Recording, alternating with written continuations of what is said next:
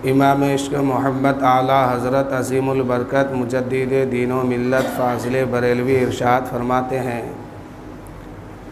कौन देता है देने को मुँह चाहिए, देने वाला है सच्चा हमारा नबी। और सब चमक वाले उजलों में चमका किए, अंधे शीशों में चमका हमारा नबी। गम ज़दों को रज़ा मुज़दा दीजिए कि है बेकसों का सहारा हमारा नबी। आइए कुछ सुनने और सुनाने से क़बल अक़ीदत व मोहब्बत के साथ अपने आका सल्लल्लाहु अलैहि वसल्लम की बारगाह में दुरूद शरीफ पढ़े अल्लाहु रब्बु मुहम्मदिन सल्लल्लाहु अलैहि वसल्लम नहनु इबादु मुहम्मदिन सल्लल्लाहु अलैहि वसल्लम। हज़रात, मैं पिछले जुमा को बताया था कि नमाज में कितनी बातें फ़र्ज़ है, उनमें से दो बात का मैं तज़किरा किया था, यानी वज़ू में और गुस्ल में जो फ़र्ज़ है। गुस्ल के फ़राइज़ तीन है, हाथ धुलना, कुल्ला करना, नाक में पानी डालना, ये दो फ़र्ज़ हुआ, और पूरे बदन में पानी बहाना, ये तीन फ़र्ज़ गुस्ल में है। जब तक कोई बंदा इसको कर नहीं लेता है, अपना नहीं लेता है, इस फ़राइज़ को अदा नहीं कर देता है, तब तक वो पाकी हासिल नहीं कर सकता। इंसान अगर नापाक हो जाए तो उसको पाकी हासिल करने के लिए पहले कुल्ला करना होगा, नाक में पानी चढ़ाना होगा, पूरे बदन में पानी बहाना होगा। ये मसला औरतों के लिए भी है, मर्द के लिए भी है। वज़ू में चार बातें फ़र्ज़ है। चेहरा धुलना, पूरा चेहरा, सर का मसह करना, हाथ धुलना, सर का मसह करना, उसके बाद पैर धुलना। इमाम गज़ाली रहमतुल्लाह अलैह ने यहाँ पर एक बहुत प्यारी बात बताई उन्होंने,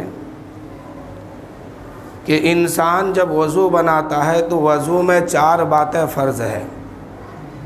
मैदान माशर में मशहूर जो है वह चार अज़ाब है। जहन्नम की आग जल रही है, आग को बुझाने का दो तरीक़ा है, चाहे तो उसमें मिट्टी डालिए या पानी डालिए। वज़ू में भी दो तरीक़ा है, पानी मौजूद है तो पानी से वज़ू बनाइए, नहीं है तो मिट्टी से तयम्मुम कीजिए। आखिर पानी और मिट्टी ही क्यों रखा गया इसमें, और चार ही फ़र्ज़ इसमें क्यों रखा गया? इमाम गज़ाली कहते हैं कि बंदा जिस पानी से वज़ू बनाता है, यही पानी कल बरोज़े माशर जहन्नम की आग बुझाने के लिए काफ़ी है। जितने पानी से वो वज़ू बनाता है, अब आग तो जहन्नम में बहुत सारी है। बड़ी आग जले तो ज़्यादा पानी की ज़रूरत है, कम आग जले तो थोड़ा सा पानी की ज़रूरत है। तो इमाम गज़ाली फरमाते हैं कि वज़ू वाले पानी में अल्लाह ने ये बरकत रखा है, ये बरकत रखा है कि अगर एक कतरा जहन्नम पर गिर जाए तो जहन्नम की आग बुझ जाएगी, सिर्फ़ उस बंदे के लिए जो वज़ू बनाएगा जिस पानी से। उसके बाद इमाम गज़ाली कहते हैं कि वज़ू में चार बातें फ़र्ज़ है और अल्लाह का अज़ाब चार मशहूर है। वज़ू में पहली बात चेहरा धुलना। मैदान माशर जो कायम होगा तो अपने करतूत के बिना पर इंसान का चेहरा काला हो जाएगा, इंसान के चेहरे का रंग बदल जाएगा। जो जैसा करके जाएगा चेहरे का रंग वहाँ वैसा ही होगा। अगर अच्छा अमल करके जाएगा 14वीं चांद की तरह चेहरा चमकेगा, अमल ख़राब होगा चेहरा काला हो जाएगा। इमाम गज़ाली कहते हैं कि तुम बार बार वज़ू बनाओ और अपने चेहरे को धुलो बढ़िया से, ताकि कल तुम्हारा चेहरा हश्र के मैदान में चमकने लगे और ये कालापन ना बने। एक पहला फ़र्ज़ है ये वज़ू में।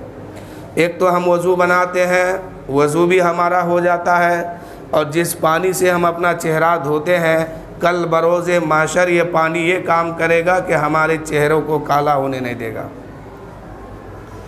दूसरा फ़र्ज़ है सर का मसह, हाथ धुलना। हाथ धुलने दूसरा फ़र्ज़ है ये। इमाम गज़ाली कहते हैं कि तुम अच्छी तरह से हाथ धुलो ताकि कल मैदान माशर में तुम्हारे हाथ में हथकड़ी ना लगे। कल जो जहन्नमियों को जहन्नम में डाला जाएगा तो हाथ में हथकड़ी भी होगा। जहन्नमी को सिर्फ नहीं, हर इंसान के हाथ पैर को जकड़ दिया जाएगा, मुंह में पट्टी बांध दिया जाएगा। अब सवाल होगा कि दुनिया में क्या क्या किया था बताओ। उस वक्त इंसान का आज़ा, आँख बोलेगी, नाक बोलेगा, ज़बान में पट्टी रहेगा, कान बोलेगी, और पैर, हाथ, उंगलियां सब उसके ख़िलाफ़, बस सब उसके ख़िलाफ़ जो है जवाब देने लगेगा। तो इमाम गज़ाली फरमाते हैं कि तुम बढ़िया से हाथ धुलो, अच्छे तरीके से हाथ धुलो ताकि कल मैदान माशर में तुम्हारे हाथ में हथकड़ी ना डाला जाए। उसके बाद चौथाई सर का मसह करो ताकि फरिश्ता तुम्हारे बाल पकड़ करके तुम्हें जहन्नम के तरफ ना लेके जाए बल्कि तुम्हारे सर पर ताज सजाया जाए। ये वज़ू में ये फजीलत है कि तुम्हारा बाल पकड़ के फरिश्ता जहन्नम के तरफ ना घसीट के लेके जाए। तुम अपने चेहरे सर का मसह करो ताकि बरोज़े माशर इसमें ताज सजाया जाए, ताज रखा जाए। अब चौथा फ़र्ज़ आता है पैर धुलना। इमाम गज़ाली कहते हैं कि बहुत अच्छे तरीके से अपने पैर को धुलते रहो वज़ू में ताकि कल क़यामत के दिन आपके पैर में बेरियां ना डाला जाए, और जब पुलसिरात पर आप सवार होंगे तो आपका कदम नहीं डगमगाएगा और आसानी के साथ पुलसिरात पार कर जाएंगे। अब ये पुलसिरात क्या है? एक पुल है ये, इस पार से उस पार जाना है जन्नतियों को। चढ़ना तो इसमें हर इंसान को होगा, औरत, मर्द, बूढ़ा, बच्चा सब इस पुल पर सवार होगा। अब अमल और ईमान के बुनियाद पर जो जैसा होगा उसी तरह वहाँ पुल पार करेगा। अब पुल का हाल ये है कि 500 साल का रास्ता है ये पैदल, और इसकी लंबाई 500 साल है तो चौड़ाई कितनी है? तलवार के धार से भी महीन है ये पुल। यूँ समझिए एक बाल से भी ज़्यादा महीन और बारीक है ये पुल, और तलवार के धार से ज़्यादा है तेज़। ये 500 साल का रास्ता है। जो कट के गिर जाएगा वो जहन्नम में जाएगा, जो पार कर जाएगा वो जन्नत में जाएगा। और इस पुल में हर आदमी सवार होगा, औरत, मर्द, बूढ़ा, बच्चा, हज़रत आदम से अब तक, अब से लेके ता क़यामत तक जो भी दुनिया में आएंगे सबको उस पर सवार होना होगा। इमाम गज़ाली कहते हैं कि तुम वज़ू में पैर अच्छे तरह से धुलो ताकि बरोज़े महशर तुम्हारे पैर में बेरियां ना डाली जाए, और जब पुलसिरात पर तुम सवार होगे तो तुम्हारा कदम ना डगमगाए, आसानी के साथ पार कर जाओ। ये वज़ू की फजीलत, वज़ू में फजीलत है ये। हाथ धुला इसलिए गया कि हाथ में हथकड़ी नहीं डाला जाएगा।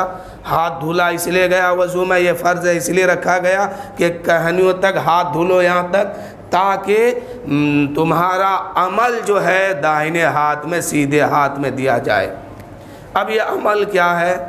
दुनिया में बंदा जो करता है ये सारी बात फरिश्ते लिख रहे हैं। क़यामत के दिन जो है इसको उसके हाथ में दिया जाएगा। तो देने का 2 तरीका होगा।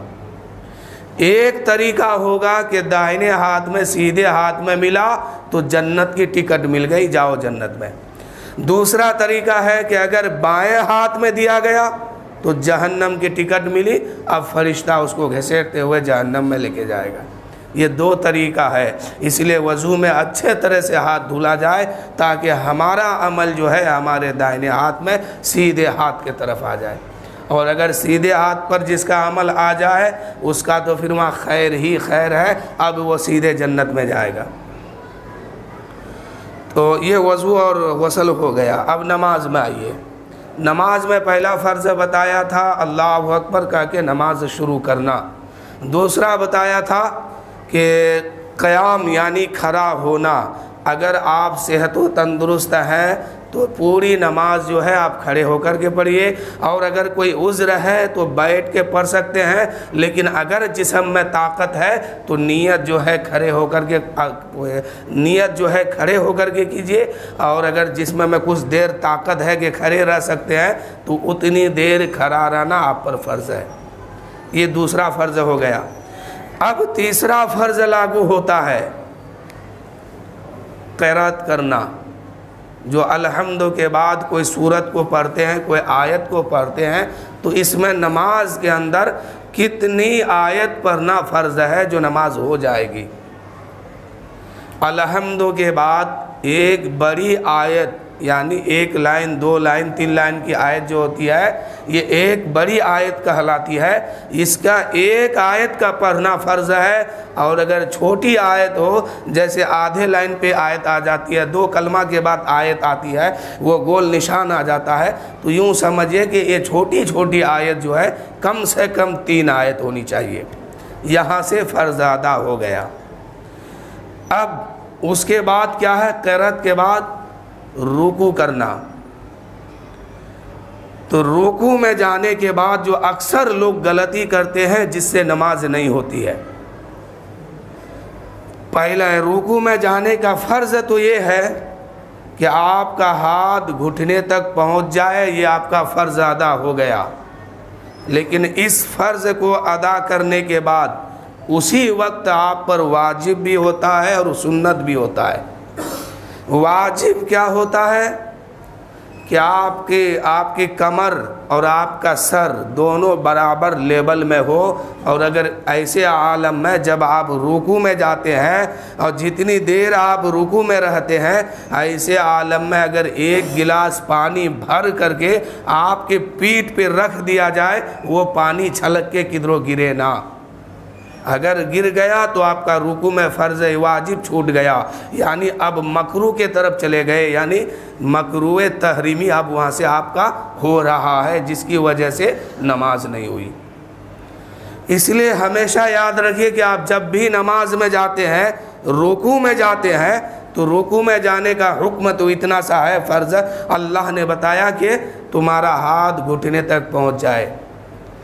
अब रसूल पाक फरमाते हैं कि घुटने तक हाथ पहुंचा, फ़र्ज़ तो अदा हो गया, लेकिन ऊँट के तरह तुझे नहीं झुकना है। अब झुकना है तो इंसान के तरह, कमर भी बराबर और सर भी बराबर, दोनों एक लेवल में हो, तब जा कर के आपका ये वाजिब अदा होगा। और जब ये वाजिब अदा होगा, नमाज आपकी दुरुस्त होगी। और अगर ये वाजिब यहाँ छूट रहा है तो आपकी नमाज फिर बेकार हो जाएगी। नमाज दोबारा पढ़ना वाजिब हो जाएगा, जिस नमाज में ये मकाम आ जाए। अब उसके बाद रुकू में गए, फ़र्ज़ तो अदा हो गया। हाथ को घुटने पे रखिए, पूरे ताकत से पकड़ के, और उंगलियां फैला के रखिए, और 3 मरतबा सुबहाना रब्बियल अज़ीम पढ़ा कीजिए। 5 मरतबा 7 मरतबा कम से कम 3 बार पढ़िए। अब यहाँ से बंदा कहाँ जाएगा? रुकू से कौमा क़याम के तरफ, यानी कौमा के तरफ जाएगा। समी अल्लाहु लिमन हमीदा, अकेले पढ़ रहा है तो रब्बना लकल हम्द कहेगा, और अगर जमात में है तो सिर्फ रब्बना लकल हम्द, समी अल्लाहु लिमन हमीदा नहीं कहेगा। अब यहाँ पर एक वाजिब और लागू होता है। जैसे ही समी अल्लाहु लिमन हमीदा कहते हैं तो अक्सर हमारे भाई लोग क्या करते हैं कि फ़ौरन सजदे में जाने की तैयारी कर लेते हैं। अभी सीधी तरह से ये खड़े भी नहीं हो पाए हैं कि तब तक रुकू की तैयारी है, अल्लाह अकबर कहते हुए रुकू में पहुंच जाते हैं। नहीं, जब तक आप समी अल्लाहु लिमन हमीदा कह रहे हैं तब तक तो आप रुकू की तैयारी नहीं कर सकते हैं। लेकिन समी अल्लाहु लिमन हमीदा कहने के बाद पूरे तरीके से आप खड़े हो जाइए। कम से कम एक बार सुबहान रब्बियल अज़ीम या अल्हम्दुलिल्लाह या सुबहान अल्लाह कहने के मिक़दार आप खड़े रहिए। अभी आपको रुकू में जाने की इजाज़त नहीं है। नमाज कहती है कि अभी तुम सजदे में नहीं जा सकते हो, अभी रुकू से उठा है तो रुकू से उठने के बाद सारी कलमा कह लेने के बाद बिल्कुल सीधा खड़ा होइए। उसके बाद कम से कम एक बार सुबहान अल्लाह कहने के मिक़दार खड़े रहिए, तब जाइए रुकू में। ये इमाम आज़म के नज़दीक है और इमाम मालिक, इमाम शाफ़ी और दिगर इमाम के नज़दीक है। एक यहाँ दुआ पढ़ी जाती है, जब तक वह दुआ नहीं पढ़ेंगे आप सजदे में नहीं जा सकते हैं। और इमाम आज़म इस रिवायत को नकल किया कि कम से कम एक बार सुबहान अल्लाह कहने के मिक़दार खड़े रहिए। उससे पहले अगर आप रुकू की तैयारी कर लिए और सर झुका लिए सजदे के तरफ, तो फिर आपकी नमाज वहीं ख़राब हो गई, नमाज वहीं पर ख़राब हो जाती है। इसलिए नमाज पर गौर कीजिए। हर आदमी अपनी अपनी नमाज को देखिए कि हमारी नमाज सही हो रही है कि नहीं हो रही है। क्योंकि फ़र्ज़ में अगर कोई गलती होगी नमाज बिल्कुल ख़त्म हो जाएगी, और अगर वाजिबात में से कोई गलती होती है तो उसका सजदा 100 है। लेकिन हर वाजिब पर सजदा 100 नहीं है। जो कसीर बार बार किया जाए गलती, उसमें सजदा 100 नहीं है, उसमें नमाज ही ख़त्म हो जाती है। दोबारा पढ़ा कीजिए। अब अगर रुकू जितने दिन आपने इस अंदाज में किया, अल्लाह माफ़ करेगा, ना जानने की वजह से हुआ, लेकिन अब तो मसला जान गए। अब आपको रुकू इसी अंदाज में करना होगा। नहीं कीजिएगा आपकी नमाज ख़राब हो जाएगी। रुकू से उठने के बाद आपको इतनी देर खड़ा रहना होगा कि एक बार कम से कम सुबहान अल्लाह कहने के मिक़दार खड़ा होना होगा।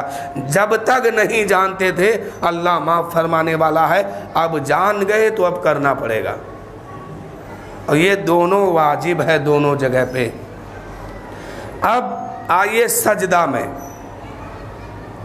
सजदा में अल्लाहु अकबर कहते हुए गए, एक सजदा हो गया। दूसरे सजदे के लिए बीच में जो जगह होती है बैठने की, उसको जलसा कहते हैं, उसको जलसा कहते हैं। आपको यहाँ कितनी देर बैठना है? अक्सर लोग अभी एक सजदा करके अल्लाह अकबर पूरी तरह से कह भी नहीं पाते हैं कि दूसरे सजदे में सर चला जाता है। लेकिन नमाज कहती है नहीं, अभी अल्लाह अकबर कह के सजदे से सर उठाओ और सीधे तरीके से बैठ जाओ।